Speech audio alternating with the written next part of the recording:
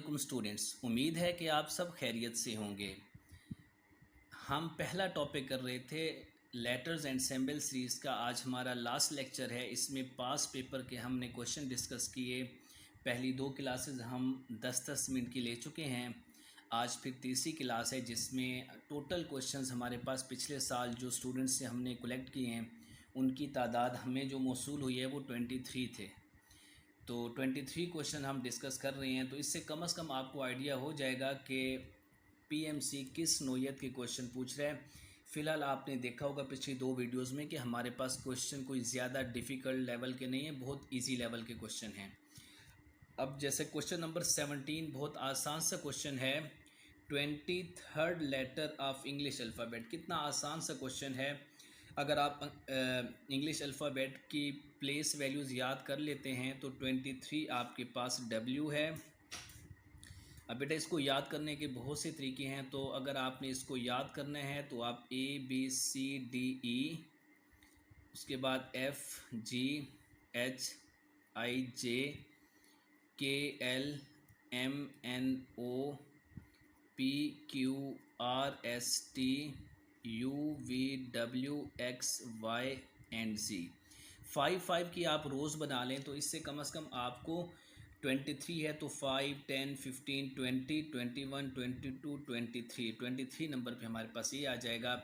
बाकी बेटा अगर ये वर्ड आप याद कर लेना इजोटी, तो ये मल्टीपल ऑफ 5 हैं। इससे फिर आपके इसके लेफ़्ट राइट्स के डिजिट का पता चल जाएगा। 5 है, यहाँ 10 है, ये 15 है, आप देख सकते हैं। ये लास्ट वाली वर्ड बात करते हैं। उसके बाद 20 है, T20 से भी, और Y आपके पास 25 है। तो इसका आंसर W। आसान क्वेश्चन था। उसके बाद हमारे पास है कंप्लीट द सीरीज़। ये भी आसान सा क्वेश्चन है। यहाँ पे भी दो सीरीज़ आपके पास चल रही हैं। पहली सीरीज़ हमारे पास है alphabets FHJ and question mark. जी बेटा F6 के इक्वल है, H8 है, J10 है। ये देखें 2 का डिफरेंस है। 6 में 2 ऐड करें 8 में 2 ऐड करें तो हमारे पास 10 में 2 ऐड करेंगे तो 12 हमारे पास अल्फ़ाबेट में ये वैल्यू आ गई फर्स्ट। अब सेकंड सीरीज़ की बात कर लेते हैं। सेकंड है 16 है, 32 है, उसके बाद 48 है। अब नेक्स्ट की बात करते हैं कि नेक्स्ट हमारे पास क्या होगा। अब बेटा यहाँ पे देखें 16 2s are 32, 16 3s are 48। इसको इससे मल्टीप्लाई नहीं करेंगे, मतलब हम 16 का टेबल पढ़ रहे हैं। इसका मतलब है नेक्स्ट हमारे पास अगर हम बात कर रहे हैं 16 3s are 48 आ रहा है, 16 2s are 32 आ रहा है। नेक्स्ट हमारे पास 16 4s are 64 होना चाहिए। अब आंसर होगा हमारे पास L64। बीटा ऑप्शन आ गया। इसका आंसर हमारे पास बीटा है, L64। इस तरीके से बच्चे क्वेश्चन नंबर आपके पास ये बहुत आसान सा है। जैसे अभी हमने एक क्वेश्चन डिस्कस किया था कि जिसमें हमने कहा था कि इसमें अल्फ़ाबेट्स आपको आने चाहिए। जैसे कि ये देखें यहाँ पे मैंने अल्फ़ाबेट्स लिखे हुए हैं। क्वेश्चन हमारे पास है which letter comes before G and after E। अब देख लेते बेटा E के बाद और G से पहले, तो आप देख सकते हैं यहाँ पे इस लेटर की बात कर रहे हैं जो कि हमारे पास F है। आंसर हमारे पास इसका चार्ली बन जाएगा। जी क्वेश्चन नंबर 20 की बात करते हैं। 20 क्वेश्चन हमारे पास भी एक सीरीज़ है। इसमें देखें तो आपके पास दो किस्म की सीरीज़ हैं। पहली आपके पास A, उसके बाद E, फिर क्वेश्चन मार्क, फिर आपके पास M। अब देखें A की 1 है, E की 5 है, ये क्वेश्चन मार्क है और ये 13 है। अब 1 में अगर हम 4 ऐड करते हैं तो आपके पास कितना आएगा 5। अब 5 में अगर हम 4 ऐड करते हैं 9 में 4 ऐड करने से क्या 13 आता है? बिल्कुल आता है।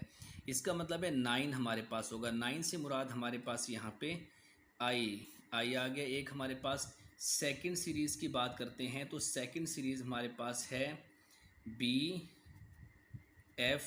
Question mark N। B की 2 है, F की 6 वैल्यू है और N हमारे पास 14 है। अब 2 में 4 ऐड करें 6। अब यहाँ पे क्वेश्चन मार्क है, प्लस 4 ऐड करेंगे तो 10। क्या 10 में 4 ऐड करने से 14 आता है? बिल्कुल आता है। तो इसका मतलब 10 का मतलब हमारे पास है इजोटी में अभी हमने याद किया था J, तो ये हमारे पास 10IJ। इसका आंसर अल्फ़ा बन जाएगा IJ। इसके बाद क्वेश्चन नंबर 21 की बात करते हैं। इसमें कुछ अजीब तर्ज का इसने क्वेश्चन दिया है, यानी कोडिंग डिकोडिंग के रिलेटेड भी हम कह सकते हैं। अब b की वैल्यू यहाँ पे वो बता रहा है हमें, वो है 16। तो क्या हम b की 2 की पार अगर हम बात कर लेते हैं तो 2 की पार हमारे पास 16 होता है।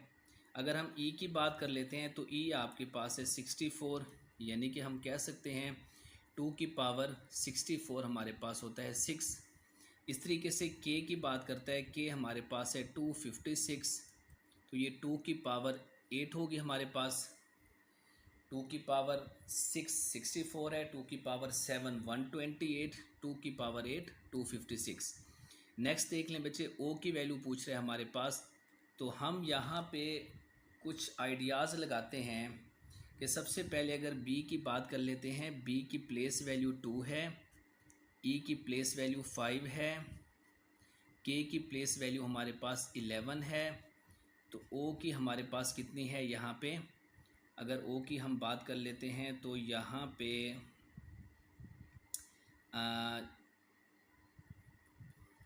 15 है, o की हमारे पास 15 है।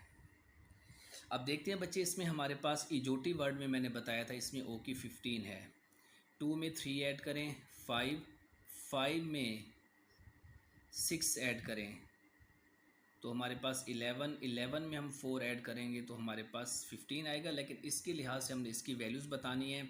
अब देखिए बेटा, यहाँ 2 की पावर 4 है, 2 की पावर 6 है, 2 की पावर 8 है। तो यहाँ पे o की बात कर रहे हैं तो o की हमारे पास कितना होगा, 2 में 3 ऐड करेंगे 5 में 6 ऐड करेंगे 11।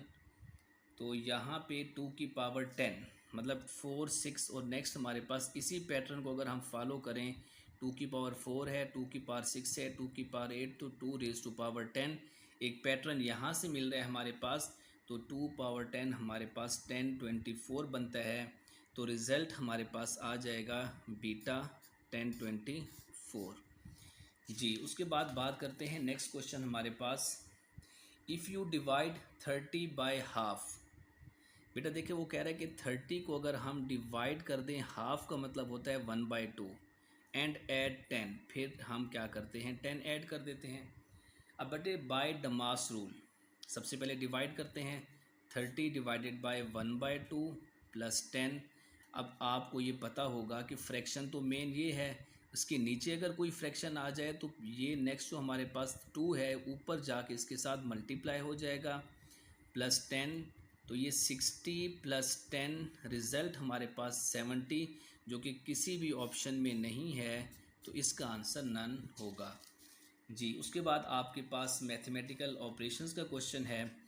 तो बच्चे ये लास्ट क्वेश्चन थोड़ा सा डिफ़िकल्ट है, इसलिए कि लेंथी हो सकता है अगर इस तरह का क्वेश्चन आ जाता है। उसने पहले हमें कुछ की वर्ड बताएं कि माइनस का मतलब प्लस है, प्लस का मतलब माइनस है, मल्टीप्लाई डिवाइड और डिवाइड का मतलब मल्टीप्लाई। इसमें से वो कह रहा है कौन सी इक्वेशन करेक्ट है। तो बच्चे देखें, इस तरह का क्वेश्चन जब भी आ जाए तो इसको आपने सिर्फ बैक सॉल्व से कर सकते हैं, इसका और कोई सॉल्यूशन इजी सॉल्यूशन हमारे पास नहीं है। तो हम ए से स्टार्ट करते हैं। ए आपके पास है 30 प्लस का मतलब वो कह रहा है माइनस है, तो ये आप मेंटली भी कर सकते हैं अगर थोड़ी सी प्रैक्टिस कर लेंगे मैथमेटिकल ऑपरेटर्स की। 30 -5 -14 प्लस 10 मल्टीप्लाई का मतलब उसने डिवाइड बताया था, डिवाइड 15 इज इक्वल टू 122। तो इसको वेरीफाई कर लेते हैं बच्चे। इसमें अगर हम ऐसा करते हैं, सबसे पहले डमास रूल के मुताबिक पहले डिवाइड करते हैं। 10 को अगर हम डिवाइड कर देते हैं 15 के साथ तो ये 2/3 आ जाएगा। उसके बाद फिर हम ऐड कर देते हैं, 13 में से 19 को माइनस करें 11।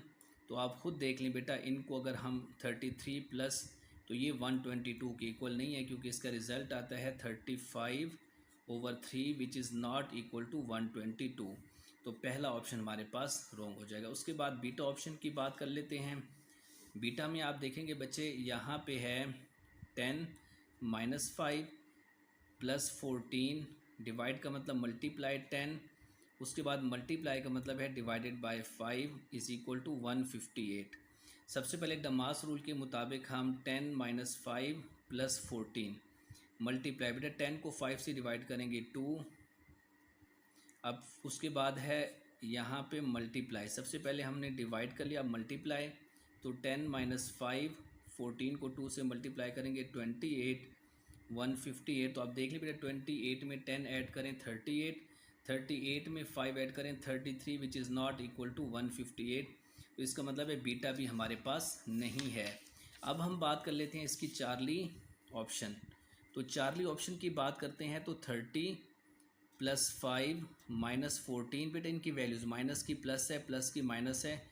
उसके बाद डिवाइड मल्टीप्लाइड बाय 10, फिर divided by 5 is equal to 168।